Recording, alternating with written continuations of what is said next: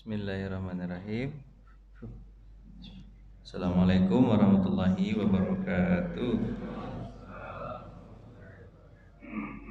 Alhamdulillah alladzi bi ni'matihi tatimmus shalihat. Asyhadu an la ilaha illallah wa asyhadu anna Muhammadan abduhu wa rasuluhu la nabiyya ba'da, amma ba'du.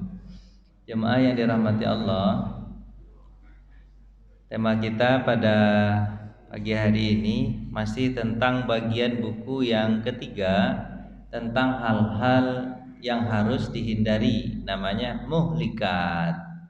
Hal-hal yang harus dihindari atau sesuatu yang membinasakan, di kitab Minhajul Qasidin Mukhtasar Ihya Ulumuddin. Apa yang harus dihindari? Yaitu riya. Celaan terhadap riya. Riya itu apa, Pak? Riya itu apa? Berasal dari kata ru'yah. Ru'yah itu apa? Memperlihatkan amalan kepada orang lain. Tujuannya apa? Ya biar riya. Biar diketahui orang dan dipuji sama orang lain. Ada harapan supaya gitu ya, ada harapan supaya orang memujinya. Padahal sebenarnya amalan itu untuk orang atau untuk Allah?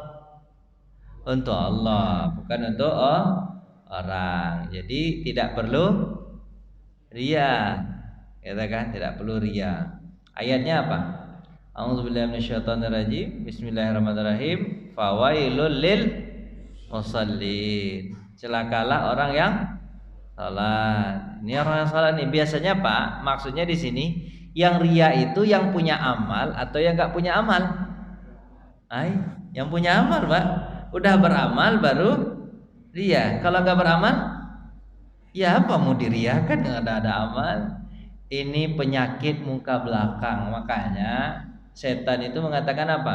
Aku akan menggoda mereka dari kanan, kiri, muka belakang. Pokoknya sebelum beramal dia halang-halangi. Sudah beramal diberikan sifat riya. Sifat riya ini penyakit hati atau gimana sebenarnya, Pak? Penyakit hati. Berarti hati juga punya penyakit, bukan hanya badan. Kalau badan punya penyakit kurap, kudis, kutu air, itu penyakitnya, Pak ya. Jamur, apalagi Pak? Itu kan kurap, kudis, kutu air, jamur, apalagi panuan. Nah, itu penyakit apa tuh? Penyakit fisik, penyakit badan. Tapi hati ternyata juga punya penyakit dan berpengaruh ternyata. Berpengaruh kepada badan. Riya itu kan penyakit hati, betul? Nanti kita akan belajar bagaimana cara menghilangkan riya. Jadi orang yang sholat lah yang riya nanti itu. Kalau yang nggak sholat, ya apa mau diriakan, dia nggak sholat, ya kan? Jadi hati-hati orang yang sholat, hati-hati orang yang bersedekah, hati-hati orang yang berinfak, hati-hati orang yang haji. Haji itu apalagi itu, Pak? Haji itu ada nggak riyanya tuh, Pak? Ada lah. Tapi riya itu letaknya di mana, Pak? Di hati. Yang tahu antaranya dan Allah Subhanahu wa ta'ala. Kalau orang lain bisa tahu enggak? Enggak tahu. Pak, saya sibuk sendiri aja. Kenapa kok, Pak? Enggak muncul ya, Pak? Berarti settingannya ada yang salah. Dari tadi tuh. Sibuk sendiri saya. Nah, saya ulang lagi. Nah, ini dia. Nah, ini kan tentang riya. Nah, fawailul lil musallin alladzina hum an salatihim sahun. Pertama, ya jangan lalai. Jadi artinya sebelum nih. Kalau sesudahnya alladzina hum yuraun. Setelah salat apa lagi? Riya. Sebelum salat lalai. Salat subuhnya jam 7. Alasannya apa? Kan salat subuh itu kalau sudah bangun. Saya bangunnya jam berapa? Jam 7 baru sholat. Lain pula jadi dah. Enggak boleh ya. Lanjut, surah Al-Kahfi, Pak. Qul innama ana basyarum mislukum yuha ilayya annama ilahukum ilahu wahid. Ini ya dia, ayat ini. Yang tepatnya ayat ini. Faman kana yarju liqa rabbih, siapa yang ingin bertemu dengan Tuhannya, falyamal amalan sholihah, maka harusnya dia beramal amal soleh. Kemudian ini wala yusyrik bi ibadati rabbih ahada, dia jangan menyekutukan Allah dengan hambanya atau selainnya. Gitu Pak ya? Itu ayatnya tuh. Wa may yusyrik, ria itu termasuk menyekutukan Allah enggak Pak? Ya, dia disebut dengan syirik kecil. Kalau syirik besar apa Pak? Iya, menyembah selain Allah. Kalau syirik kecil tetap menyembah Allah tapi hati tidak menghadap kepada Allah. Menghadapnya sama siapa? Pujian orang lain. Bapak mungkin ingat ya, ada tiga ya. Ada 3 amalan yang luar biasa besar, tapi di akhirat nggak ada gunanya, nol. Siapa itu? Orang yang mati dalam jihad. Nah, dia bertanya kepada Allah, mana amalan jihad saya? Nih, kata Allah. Mana pahalanya? Kata Allah, nih, kata Allah. Terus kenapa saya nggak bisa mengambil pahalanya? Apa kata Allah? Kamu kan berjihad tujuannya untuk dipuji orang, biar kamu dikatakan pahlawan. Sekarang kamu sudah dibilang orang pahlawan dulu. Ya cukuplah itu, mintakan pahala kepada orang yang engkau ingin ria kepadanya. Kalau dari aku nggak ada, karena amalan itu bukan untuk aku, tapi untuk siapa? Untuk orang. Mohon maaf nih Pak, ini yang sering kena ini saya kira siapa nih Pak? Jawablah dikit, biar nggak saya kena. Ya, kira orang yang banyak kena ini dia beramal. Ini tahun 2024 ya, asiknya 2024 ya. Dia beramal, habis itu pengen. Kira siapa? Jawab, biar saya nggak kena. Saya jawab. 2024 ya, masalah 2024 ya. Siapa yang kena itu Pak sering Pak? Kan Bapak yang jawab bukan saya kan? Nah, itu enak ya. itu Pak, itu masalah itu. Kalau ingin beramal saja, ya kan? Kalau seandainya ingin ria, ya pahalanya untuk ria lah. Pahala akhirat dapat? Nggak dapat. Tapi saya ulang-ulang lagi nih Pak, nanti ada pelajaran nih Pak.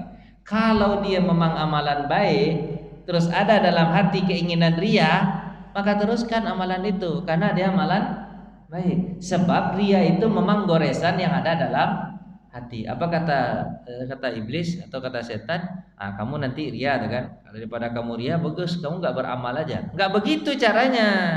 Kalau kata Umar bin Khattab, kalau engkau merasa ria dalam diri ketika sedekah, maka lebihkan sedekahnya. Agar apa?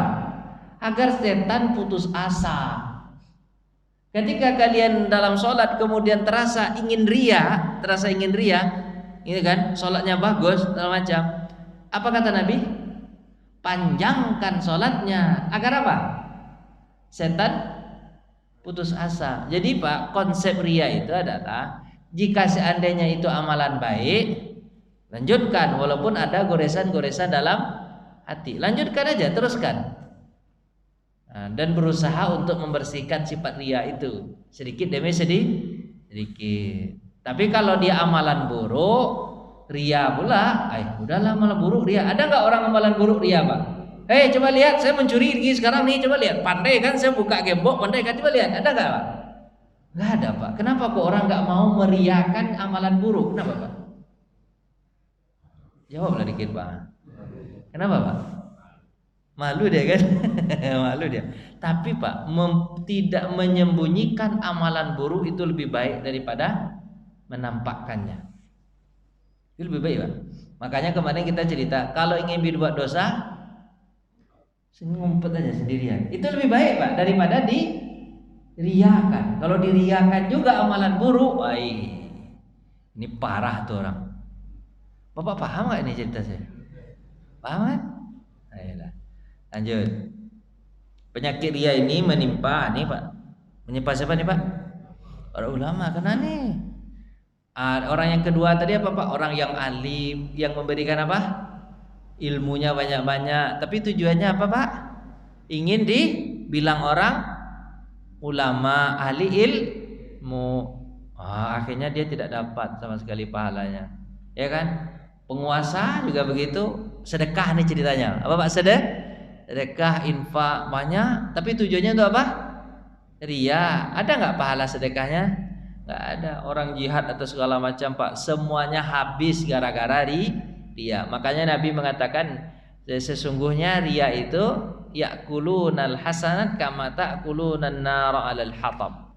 Memakan kebaikan, ada kebaikan itu ada, tapi habis dimakan. Seperti kebaikan itu dimakan habis jadinya, seperti api memakan kayu bakar. Kalau api makan kayu bakar kira-kira jadi apa Pak?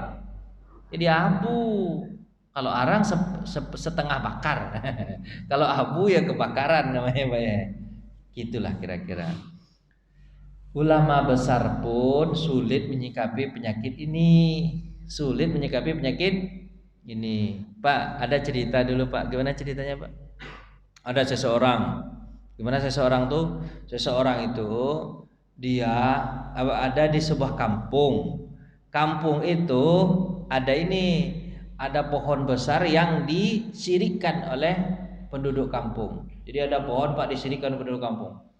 Ada ulamanya di situ, bagus, ulamanya hebat. Ini ternyata yang kalian sirikkan ya.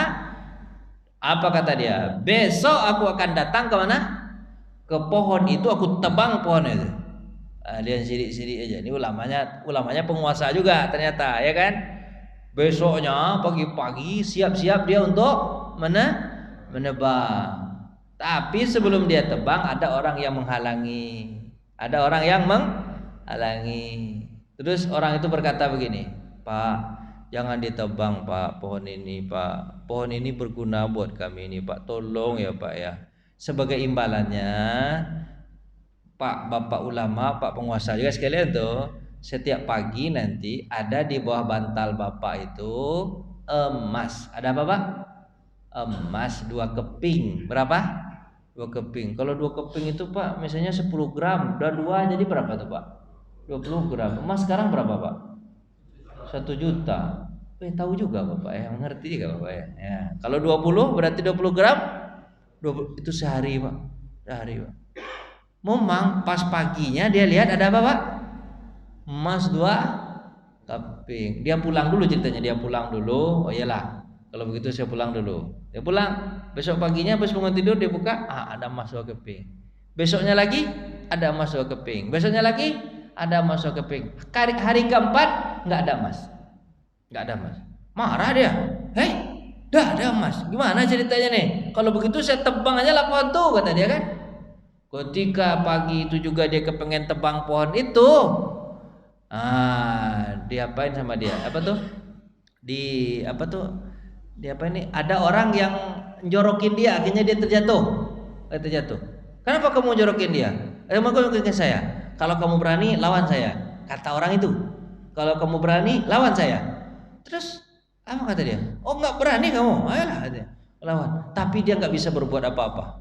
Jangankan melawan orang itu, jangankan menebang pohon itu, melawan orang itu aja dia nggak berani, nggak bisa sama sekali, nggak bergerak badannya. Terus dia, kok nggak bisa bergerak badan saya ini? Kenapa nih? Apa kata orang tadi? Apa katanya? Aku adalah iblis atau setan.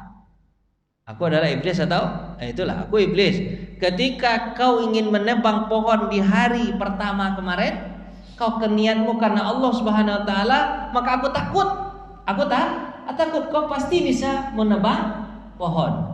Tapi ketika hari pertama, kedua dan ketiga kau dapat emas, sekarang kau tidak punya kekuatan apa-apa lagi. Apa sebab? Karena kau datang kepadaku dan datang untuk menghancurkan pohon ini dalam keadaan ada keinginan duniawi, karena ria atau segala macam gitu kan. Akhirnya apa? Kau tidak punya kekuatan sedikit pun. Dan ini diceritakan dalam kisah-kisah bahasa Arab itu Pak, ceritanya Pak, kisahnya Pak. Jadi kira begitulah Pak. Orang kalau sudah ada keinginan duniawi Pak, dia nggak punya kekuatan sedikit pun. Nggak punya kekuatan. Makanya Pak, Bapak ingin lihat amalan Bapak nih, lihat amalan Bapak, sholat subuh atau sedekah atau segala macam Pak. Kalau disisipin sifat ria, dia nggak punya kekuatan sama sekali. Nggak punya kekuatan itu maksudnya apa Pak? Bapak itu kalau kepengen amalan itu biasanya kalau dia sudah punya penyakit itu dalam hati, nggak semangat lagi ibadah. Dia ibadah itu semangatnya ketika apa Pak? Dilihat orang. Kalau nggak dilihat orang, loyo deh. Makanya Bapak ini termasuk orang-orang yang gak ria nih. Mohon maaf ini biasanya orang yang banyak ria itu di awal-awal Ramadan itu banyak ria itu Pak. Atau banyak ria itu sedekahnya ketika ini mohon maaf ini, tapi saya ulang tadi kan, kalau amalan baik teruskan aja walaupun ada sifat rianya, nggak apa-apa. Banyak-banyak kan malah gitu kan. Kapan Pak kalau sedekahnya Pak? Kalau paling banyak sedekahnya Pak? Kencelengan itu diisi ketika kapan banyaknya itu Pak? Ketika Idul Fitri, Idul Adha, itu banyak tuh. Kan orang ramai itu Pak ya. Benar nggak Pak? Bapak diam aja takut saya ini. Benar nggak itu Pak? Ah itu kira seperti itulah. Dia nggak akan beramal kecuali kalau nggak dilihat orang-orang. Jadi kekuatan dirinya itu nggak ada. Kekuatan dari dalam itu nggak ada. Kalau sudah ada penyakit ria, ini masalahnya. Nanti kita langsung aja lah nanti Pak gimana cara mengobati penyakit ria ya. Tapi ini prolognya panjang nih Pak. Contoh orang yang takut ria nih Pak. Nih contohnya nih Pak ya. Ini Ibnu Mas'ud nih. Bapak kalau ingin menghindar nih supaya apa Pak? Supaya jangan ria, ikutin cara-cara mereka nih. Gimana Pak? Ibnu Mas'ud itu kalau ada orang gitu kan, ada kan orang memuji-mujinya, kemudian dia berkata, kalian puji-puji saya, kalian nggak tahu dengan apa saya menutup pintu rumah saya. Maksudnya apa? Saya ini nggak ada apa-apanya. Kalian nggak tahu saja apanya? Apa tuh topeng saya? Karena kalian juga nggak tahu keburukan saya. Kalau tahu kalian keburukan saya, beranikah kalian memuji saya? Nggak berani. Pak, kalau Allah kasih tahu tentang keburukan kita masing-masing, beranikah kita saling pandang memandang Pak? Jawablah sedikit Pak, takut ya. Berani nggak saling pandang memandang? Nggak berani. Apa sebab? Pas kita ada mana? Bapaknya, katanya gitu. Ya kan? Kalian nggak tahu aja kesalahan saya. Makanya Pak, Bapak kalau dihina sama orang, Bapak biasa aja. Malahan Bapak jawab, dihinanya Bapak sama orang, dihina macam, kamu nggak tahu, ternyata saya lebih hina dari apa yang kau hinakan itu. Cuman kamu tahu sedikit aja, saya lebih parah daripada itu sebenarnya gitu. Terima kasih ya, gitu. Tapi kadang-kadang Bapak kita dihina Pak ya, kita dihina, kita marah. Apa sebab Pak? Karena kita merasa bersih, padahal itu lebih kotor daripada itu. Kalau ada orang yang ketahuan misalnya korupsi 1M, ternyata bukan 1M, itu berapa Pak? Lebih daripada itu. Harusnya dia bilang bukan 1M, banyak. Oh gitu. Harus kan gitu ngomong Pak ya. Tapi orang yang korupsi 1M itu lari-lari dia. Jangan tangkap saya kata dia. Abu Aliyah, kalau dikerumuni lebih dari 4 orang, gimana dia Pak? Dia berdiri pergi. Maksudnya dikerumuni oleh 4 orang itu bukan dalam pengajian. Kalau dalam pengajian itu banyak Pak ya. Maksudnya dikerumuni oleh 4 orang itu, kemudian orang itu muji-muji, pergi deh. Takut nanti hatinya jadi ria. Bapak bisa nggak itu Pak? Karena Bapak belum dapat panggung. Coba kalau dapat panggung. Itu penyakitnya itu Pak kalau dapat panggung. Pak, penyakit orang ria itu Pak, dia makin ria, makin nambah, Pak. Makin kepengen terus Pak. Kalau nggak dipuji Pak, hidupnya itu nggak terasa hidup. Serius Pak. Orang kalau sudah apa namanya itu Pak, cinta pujian itu Pak, cinta pujian Pak. Kalau nggak dipuji Pak, pusing dia. Saya pernah Pak, luar biasa. Pak, mama penyakit para pejabat, penyakit para pejabat. Dia nggak berbuat itu, tapi harus dipuji. Dan ada juga bawahan yang punya keahlian itu Pak, keahlian untuk memuji. Saya ketemu sama bawahan yang punya keahlian untuk memuji itu Pak, punya keahlian untuk memuji itu. Pokoknya ketika datang pejabatnya, udah pujinya luar biasa. Oh iya, Saya dalam hati saya kan tahu, saya tahu. Enggak begitu Bapak tuh. Pujiannya enggak begitu. Contoh misalnya apa? Gampang apa ya? Misalnya kan ada apa tuh? Ada misalnya kalau kita ada acara-acara kan dikasih goodie bag atau apa ya? Kasih goodie bag atau apa? Terus dipuji-puji sama bawahan tuh. Oh, ini goodie bag ini kita dapatkan ini gara-gara kebaikan Bapak ini.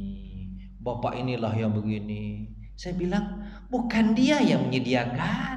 Apa ini? Goodie bag. Tapi yang menyediakan siapa? Ya kita panitia, gitu kan? Terus duitnya dari mana? Bukan duit pribadinya, tapi duit apa? Duit negara. Kenapa kok dia harus dia dapat pujian? Itu kan urusan, paham nggak Bapak itu? Itu urusan dia, maksudnya tugas dia nggak harus dipuji itu. Tapi ada bawahan Pak yang suka muji-muji gitu. Kalau Bapak punya bawahan begitu, kira gimana Pak? Kalau saya cari mulutnya sini, mulut kamu sini, saya pijit, nah sini, sembarang ngomong aja kamu, itu kewajiban sini, nah saya gituin tuh Pak. Kalau kita ada orang yang sipak lagi, kemarin udah Pak sipak itu kemarin udah, ini ceritanya bukan sipak lagi nih, apa Pak? Itu gimana? Iya karena kita hilang nanti apanya Pak? Sifat ikhlasnya hilang, yang timbul apa? Ria. Dan rata-rata sahabat itu kira-kira ada keinginan rianya atau biasa-biasa. Gitu Pak. Itu penyakit ria itu Pak. Dia kalau sudah kronis, kalau nggak dipuji, bahaya Pak. Nggak hidup dia rasanya. Nah, Bishr Al-Hafi, jangan ingin jadi terkenal, kata Bishr Al-Hafi. Apa sebab? Karena manisnya iman tidak akan dirasakan oleh orang-orang yang Nah, jadi kalau sudah terkenal dipuji orang tuh Pak, manis iman itu, keenakan kita berhadapan dengan Allah itu hilang. Itu penyakit ria luar biasa Pak, penyakitnya Pak. Hilang rasa enaknya berhadapan dengan Allah itu gara-gara apa Pak? Ria. Orang kalau udah sholat misalnya pejabat atau pejabat lagi kena pejabat lagi. Terus siapa lagi contohnya? Kan pejabat kan gak kita sebutkan namanya Pak ya. Allahu Akbar pas itu. Ada kamera menyorot. Kira-kira gimana Pak? Dia ingat Allah atau mau bagus-bagus kan? Ya gitu. Gitu kan. Sholatnya senyum-senyum. Hilang rasa manis iman Pak. Hilang Pak. Coba lah ngapain? Nah, itu penyakit orang-orang itu penyakit. Makanya itu harus dihilangkan. Kalau nggak dihilangkan Pak,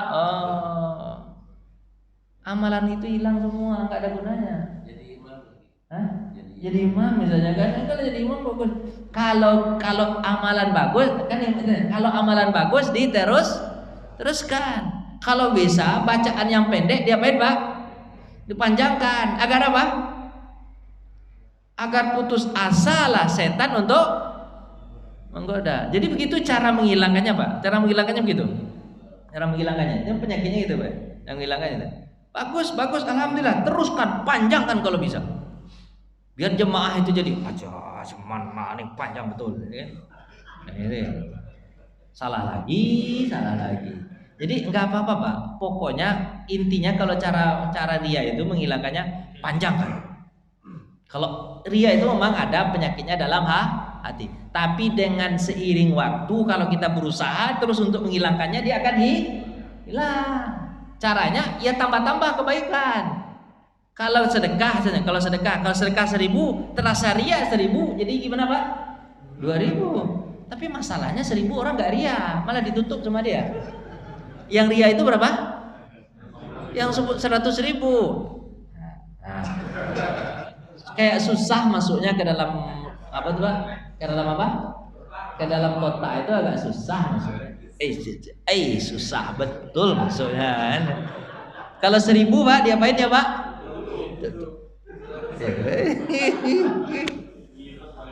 Lipat paling kecil. Terserah dia lah Pak. Yang penting beramal, walaupun ria, amalan dulu. Nanti kita akan lihat bagaimana tingkatan-tingkatannya. Sa'ad bin Abi Waqqas lebih memilih jadi pengembala daripada jadi gubernur. Karena dia tahu kalau sudah jadi gubernur ada sifat gunanya kita ini di dunia kan bukan untuk jadi dibangga-banggakan orang. Yang penting kita beramal habis itu masuk surga. Daripada jadi gubernur amalan besar tapi semuanya isinya kosong. Lebih baik jadi. Nah, tapi maksudnya itu kan cara-cara orang, cara-cara orang. Masing-masing orang kan ada punya beda apa tuh Pak? Beda apa Pak? Beda bisa. Ada orang yang ketika dipuji dia biasa aja. Tapi ada orang yang dipuji ketika dipuji melambung. Makanya Bapak rasakan, Bapak ini punya penyakit ria atau tidak? Caranya bisa. Apa caranya? Ketika dipuji gimana? Terasa melambung atau enggak?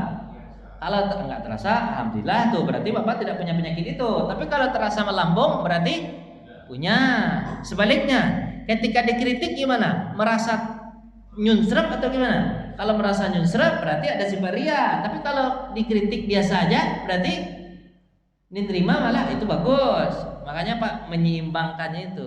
Dipuji tidak merasa tinggi, dikritik tidak merasa rendah. Gitu ya. Jadi biasa-biasa aja manusia itu. Hidup kita untuk Allah, bukan untuk orang lain. Gitu. Lanjut. Barang siapa yang melakukan satu amalan mensekutukanku, maka amalan itu untuk selain aku, kata Allah. Aku lepas diri darinya. Hadis riwayat Muslim. Bukan untuk kutu, kata Allah. Hadisnya sama nih, Bukhari juga begitu, Ahmad juga begitu. Hadisnya sama. Sungguh perkara yang paling kutakutkan menimpa kalian adalah syirik kecil. Ya Rasulullah, apa syirik kecil? Beliau menjawab, riya. Allah berfirman kepada mereka di hari kiamat, di hari pembalasan amal-amal mereka, pergilah kepada orang yang kalian berbuat riya untuk mereka di dunia. Ada kalian memperoleh kebaikan? Jawabannya nggak ada. Terus menurut bahasa ria itu Pak ru'yah, artinya Pak memperlihatkan. Adik dari ru'yah itu apa namanya? Sum'ah. Apa ada berasal dari sami'ah? Apa itu Pak? Memperdengarkan amalan. Ada orang yang memperlihatkan, kalau orang nggak kelihatan sama orang, dia apanya Pak? Dia ceritakan amalan itu. Kalau dilihat orang namanya apa Pak? Ria. Tapi kalau dia memperdengarkan ke orang lain disebut apa? Sum'ah. Itu yang bangun masjid sana tuh saya. Kalau nggak saya nggak jadi bangun. Orang nggak bertanya, tapi dia menjelaskan. Tapi ada nanti Pak, ada nanti yang bukan dikatakan ria. Ada namanya Abu Bakar Al-Habsyi, dulu ulama besar. Abu Bakar itu mengatakan gini, dia tapi menyampaikan kepada anak-anaknya, karena anak-anak didiknya, kalian jangan bikin dosa di masjid ini ya. Jangan bikin dosa di masjid ini ya. Aku sudah berzikir kepada Allah di sini sebanyak 12.000. Sebanyak 12.000 kali. Jangan kalian bikin dosa. Ini masjid bersih. Itu ria atau bukan? Kan ada sifat ria juga, tapi ada yang dikatakan tidak ria, karena niatnya bukan untuk memperdengarkan amalannya, tapi untuk memperingati orang-orang agar supaya tidak bikin salah. Misalnya Bapak nih pergi umroh nih.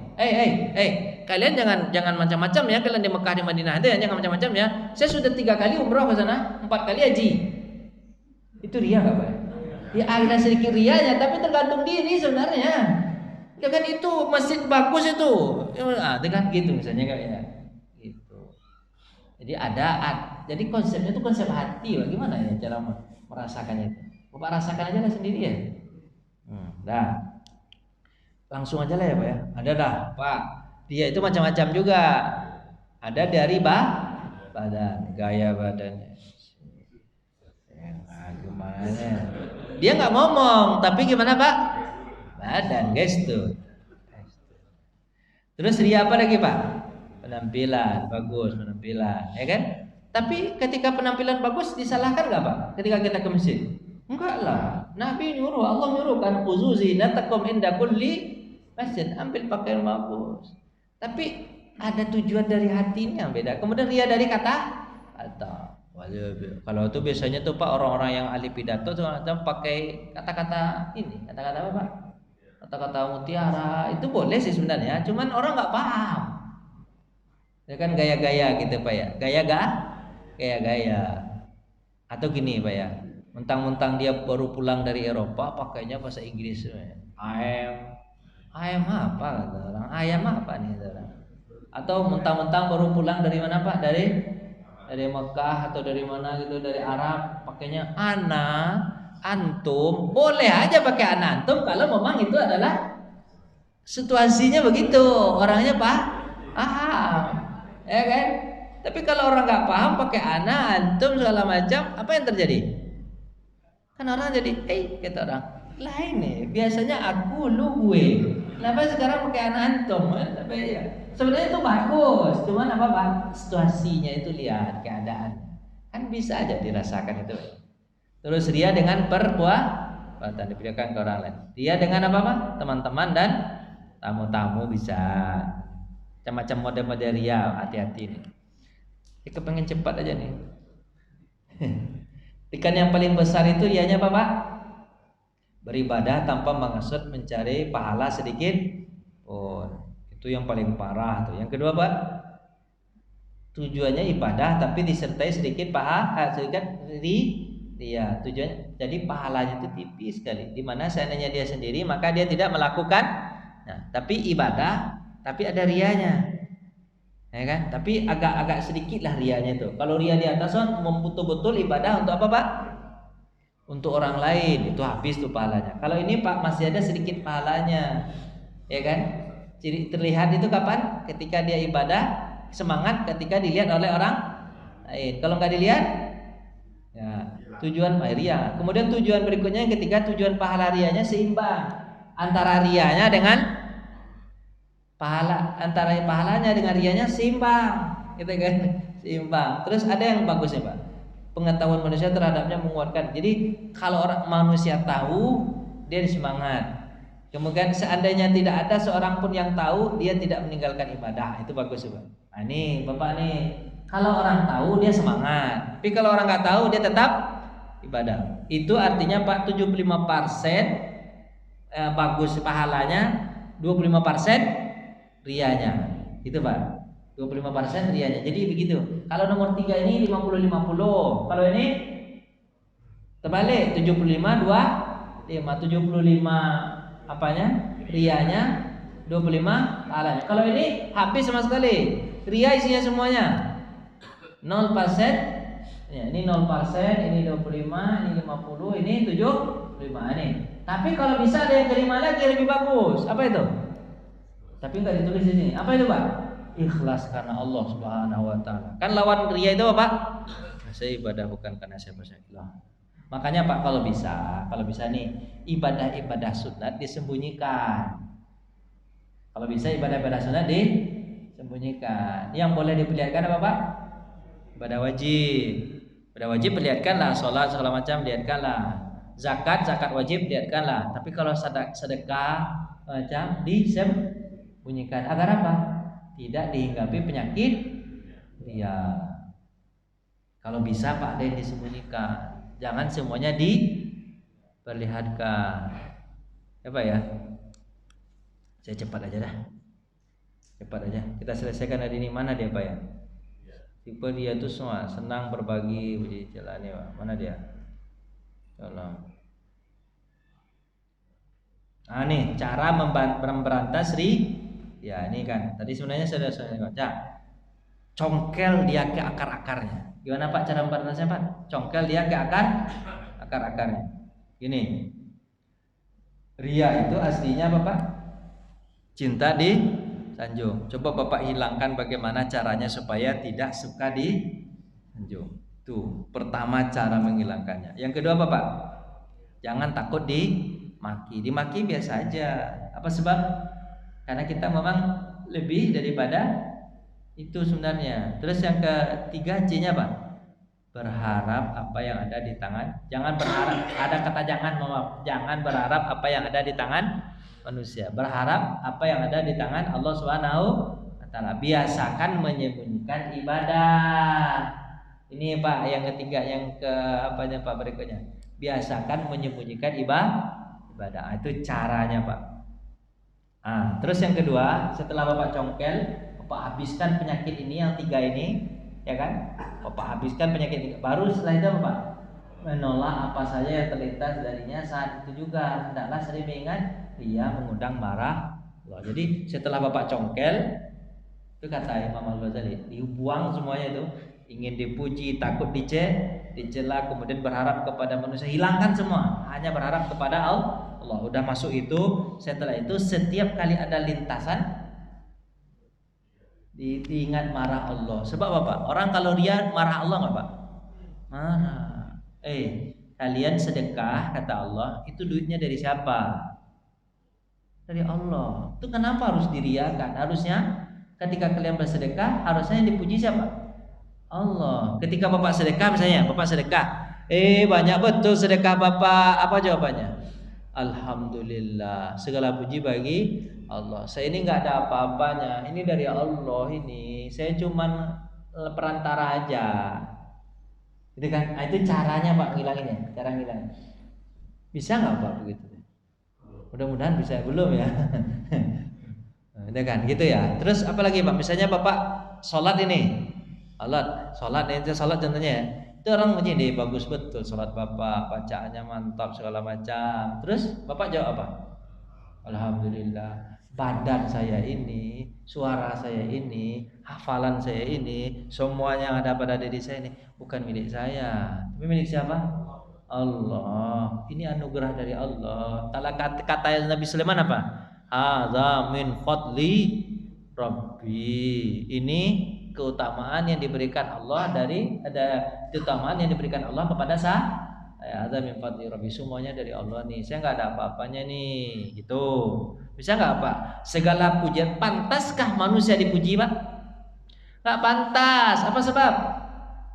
Apa yang ada padanya semuanya berasal dari Allah. Gitu kan? Pak, tanyalah orang-orang kaya itu. Orang-orang kaya itu dia bisa kaya kenapa Pak? Karena kesempatan. Allah yang kasih kesempatan. Ada juga orang yang sekolahnya sama atau segala macam, tapi dia tidak punya kesempatan. Bisa kaya nggak? Nggak bisa. Apa sebab? Kesempatan. Contohnya saya kan sudah doktor, harusnya kan sudah jadi menteri nih, tapi nggak punya kesempatan. Makanya saya begini-begini aja. Harusnya Pak, harusnya gimana nih Pak? Harusnya menteri nih kan? Bapak kalau kasih saya jadi menteri bisa nggak Pak? Bisa lah, gampang betul mah jadi menteri mah, apa susahnya? Iya, orang punya ini juga, punya apa? Punya staf ahli kan? Nggak tahu-tahu kita suruh dia. Saya ada tuh Pak, teman saya mentalnya mental pejabat Pak. Kalau ada apa-apa, aspri. Apa tuh Pak? Saya pribadi. Cuma tolong. Disuruh dia sendiri. Dia pernah dan apa Pak? Pernah apa? Apa namanya itu? Tes. Yang disuruhnya ujian siapa? Asprinya. Dia ngapain? Dia diam aja. Pas ketika asprinya sakit, pas jadwal tes. Apa yang terjadi Pak? Dia diam aja. Pak, kerjakanlah Pak. Aspri sakit katanya. Yang ujian kan Bapak, bukan asli Bapak. Biasanya dia yang isi, saya nggak tahu betul kata dia. Ilah ilallah. Itu mental pejabat gitu rata-rata Pak. Jadi bisa nggak kita jadi menteri? Gampang, apa susahnya? Aspri banyak. Kan digaji negara juga itu kan? Jawablah sedikit Pak. Kalau saya sendiri, saya takut kena sendiri. Kalau kita sama-sama udah.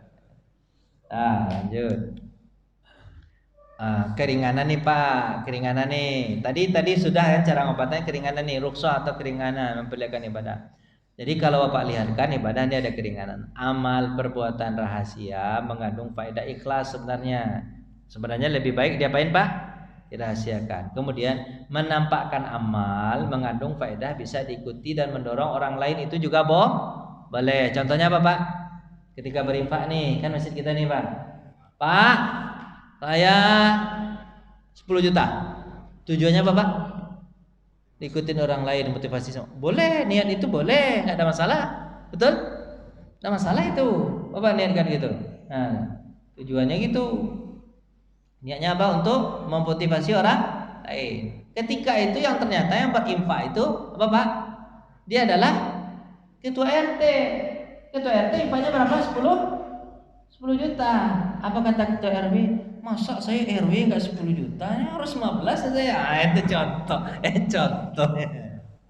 Ya kan ada orang punya rumah satu, tapi infaknya 10 juta. Ada orang yang rumahnya 2, harusnya infaknya berapa? 20 juta, karena rumahnya 2. Nah, gitu, memotivasi orang itu boleh. Itu ada keringanan. Contoh amal yang tidak bisa disembunyikan contoh apa? Haji dan jihad itu kan bisa disembunyikan. Terus orang yang kuat ikhlasnya atau sempurna, manusia tidak berarti di matanya. Jadi nggak berarti di matanya. Sanjungan dan celaan baginya sama aja. Maka tidak mengapa dia memperlihatkan amalan agar bisa diikuti dan dicontoh. Jadi kalau Bapak sudah levelnya begitu, pujian dan celaan tidak jadi masalah, berarti Bapak boleh memperlihatkan amal. Tapi kalau seandainya pujian dan celaan itu bermasalah bagi diri Bapak, jangan perlihatkan amal. Itu kuncinya. Terus contohnya Abu Bakar siapa tuh? Al-Yasri yang disebutkan tadi, yang berkata kepada anaknya, jangan kalian memaksiat kepada Allah di ruangan ini, karena di sini saya pernah menghatamkan Al-Quran. Menghatamkan Al-Quran berapa? 12 kah? 12.000 kali.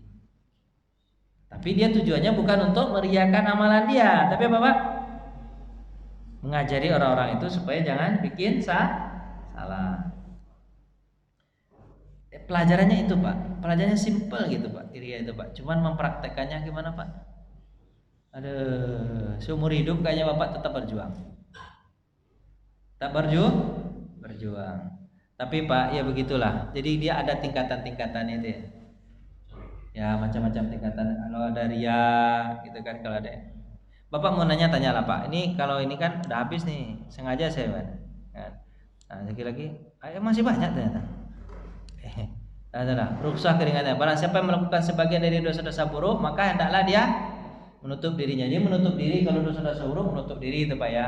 Hendaklah dia membenci terlihat dosa, itu bagus juga, menutup dosa bagus, jangan dosa itu diriakan. Kemudian terakhir nih Pak, masalah meninggalkan ketaatan ini Pak, meninggalkan ketaatan karena takut ria. Jadi enggak taat, dia takut ada penyakit di dia.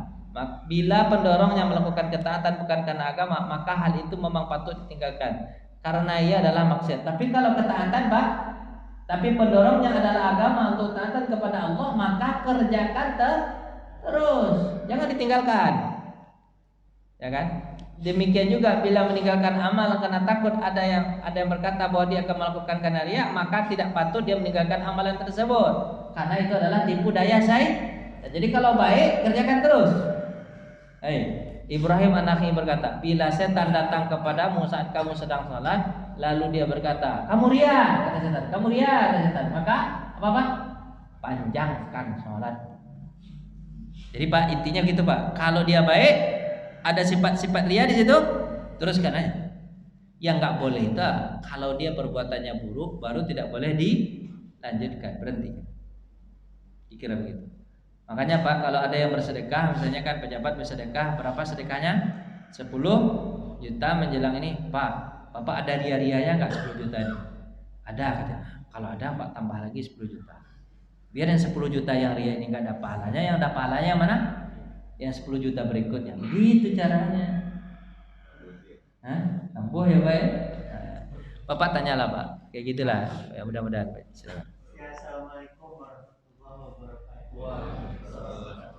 Di saat terbersit ria, apakah bisa diimbangi dengan istighfar untuk atau penghapusan dosa? Ya bisa Pak, bisa. Caranya begitu. Ingat marahnya Allah, istighfar. Ketika ada dipuji ada tidak mantap saya nih, astagfirullahaladzim. Bukan saya mantap, tapi siapa? Allah. Setan yang ada dalam hati itu Pak lari dia tunggang langkah. Jadi kan membuat hati itu begitu siapa Pak? Setan kan? Setan. Nah, akhirnya dia lari tunggang langkah. Jadi begitu Pak. Setiap ada terbesik lawan, setiap ada terbesik lawan, setiap ada terbesik lawan. Nanti setan akan melemah. Dia akan enggak kau kuat ngapain apa-apa. Memang begitu cara melawan dia Pak. Kalau ada lawan terus. Kalau ada lawan terus. Dan itu memang makanya Pak, ya musuh yang paling apa itu Pak?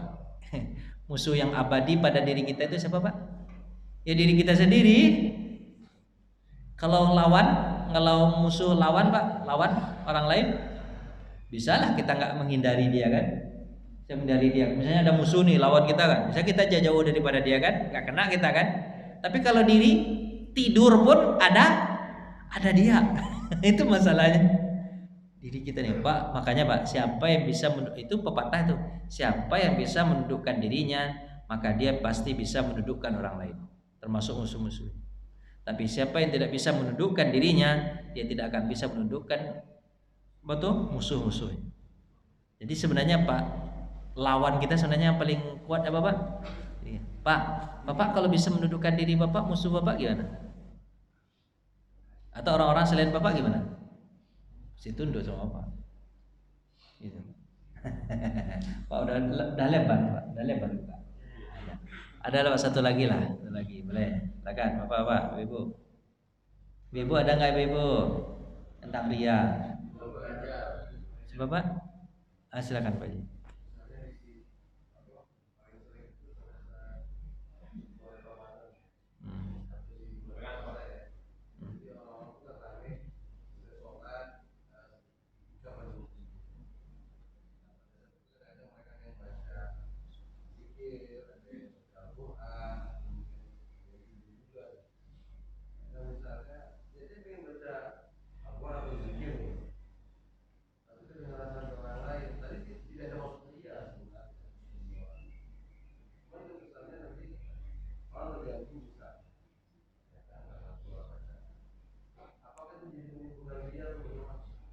Ya itu beda kasus. Dia kan nggak ada ria nih ya. Solusinya ya direndahkan suaranya. Jangan sampai mengganggu orang lain. Karena kita sama-sama ibadah. Ada yang mau zikir, ada yang baca Quran, ada yang mau sholat. Kan ada hadis Nabi itu. Kalau ada orang yang sholat di sampingmu, maka rendahkan suaramu. Kalau Bapak baca hadis lagi Pak ya, yang lebih mengganggu itu sebenarnya bukan bacaan Quran, tapi apa? Ngobrol. Ada pernah satu kali Umar bin Khattab itu ada orang ngobrol Pak, ada orang ngobrol dalam keras ngobrolnya, diambilnya Bapak batu kerikil, lemparnya. Kalian berdua sini. Jadi orang yang berbuat salah sebenarnya boleh diapain Pak? Ditegur dengan cara agak kasar itu. Harusnya kan adabnya kan begitu kan? Sini, ditanya, kamu dari mana? Kami dari Taif. Kalau kamu penduduk Madinah, pasti akan aku hukum kamu. Tapi lantaran kamu bukan penduduk Madinah, ya sudah. Karena dia orang Taif. Jadi memaafkan orang karena dia belum tahu. Tapi Pak, apa kata Umar bin Khattab? Apa kata Umar bin Khattab? Sesungguhnya Nabi melarang orang meninggikan suara di masjid. Ya kan? Nabi melarang orang meninggikan suara di masjid. Jadi nggak boleh suara tinggi-tinggi di masjid. Karena masjid adalah tempat untuk ibadah. Jadi kalau hanya bersuara boleh. Tapi gimana Pak? Kalau omongannya itu gitu. Jangan mengganggu orang. Tapi Bapak akan nanya nanti, Pak Ustadz, Bapak yang dari tadi yang suaranya keras, malah pakai mikrofon, jam mana nih Pak Ustadz nih? Ngomong aja Pak Ustadz. Ini lagi ceramah, kalau saya diam-diam begini jam mana? Ini kesempatannya begitu, ya kan? Ya nggak boleh itu Bapak. Bertengkar di masjid, itu kan keras suara tuh, ya kan? Mengganggu orang lain, mencari sesuatu yang hilang di masjid. Sesuatu yang hilang di masjid itu dicarinya keras-keras. Sandal saya hilang, ada yang lihat gak? Enggak, tertuduhlah orang yang ada dalam masjid. Itu kan padahal yang mencuri bukan orang yang dalam masjid, tapi orang yang lewat pura-pura sholat diambil. Ini enggak boleh Pak, mencari barang yang hilang. Tapi kalau berbisik-bisik boleh. Pak Ketua DKM, sandal saya hilang, masa saya pakai apa? Enggak pakai sandal pulang, itu kan banyak batu tuh dia. Ada enggak sandal apa? Sandal apa? Sandal Jepang, jauh betul belinya. Sandal Jepang itu kan, dari Jepang semua pulang. Kalau berbisik Ketua DKM boleh Pak? Boleh, tidak ada masalah. Tapi kalau mengumumkan ke orang lain, Pak boleh, itu di masjid. Itu Pak. Adalah Pak. Dan itu pokoknya Pak, intinya pelajaran kita apa hari ini Pak? Ria. Ria itu penyakit apa Pak? Penyakit hati. Penyakit hati ini halus nggak Pak? Halus. Nanti pelajaran itu sama sekali penyakit dia itu Pak. Penyakit dia itu Pak sama, lebih halus daripada apa ya? Lebih halus daripada apa? Pokoknya kulit ari halus betul. Antara ria dengan amalan baik itu kadang-kadang nggak ada bedanya, tipis banget. Itu yang bisa bedakannya sama Pak? Hati. Tapi merugilah kita kalau kita beramal habis amalan karena Ya capek kita beramal karena ria. Makanya Pak, setelah beramal gimana Pak? Ikhlaskan karena Allah Subhanahu wa taala. Rasa-rasakan ke hati ketika kita berinfak, ini bukan dari saya. Ketika kita ibadah sholat, ini bukan kekuatan saya. Ketika saya ngapa-ngapain, ini bukan kekuatan saya, tapi kekuatan siapa? Allah yang kasih. Tapi yang patut dipuji siapa? Allah. Itu Pak ya. Tapi memang ada sesuatu yang diperlihatkan, tapi tolong diapain Pak hatinya. Kayak orang ceramah ini bisa nggak ceramah diam-diam aja Pak? Nggak bisa kan, harus ceramah kan, harus bagus-bagus kan ucapannya kan. Kalau bagus ya tinggal ini ya, hati aja lagi. Apa namanya? Perbuatan baik lakukan terus. Habis itu hati diapain Pak? Diolah-olah. Nah, gitulah Pak. Mudah-mudahan Pak Bapak terhindar dari penyakit ini, karena penyakit ini bahaya. Bahaya. Terima kasih atas perhatian. Mohon maaf atas segala kurangan. Kita tutup dengan baca hamdalah. Alhamdulillahirabbil alamin. Assalamualaikum warahmatullahi wabarakatuh. Waalaikumsalam warahmatullahi wabarakatuh.